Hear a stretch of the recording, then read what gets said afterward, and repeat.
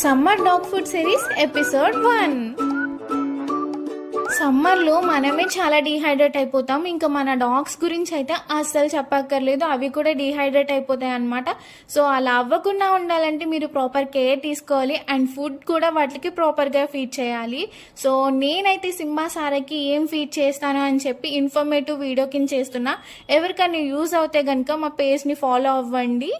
And అలాగే first fruit is watermelon అనమాట. Watermelon is the best fruit for dogs.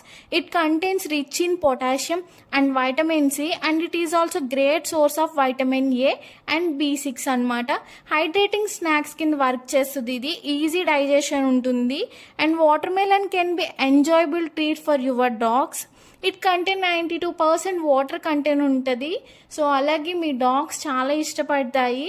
So ఇలా direct fruit ఇవ్వడానికి try చేయండి. ఒకవేళ తినకపోతే కనుక వేరే ప్రాసెస్ ఉంది, అది నెక్స్ట్ వీడియోలో చెప్తా.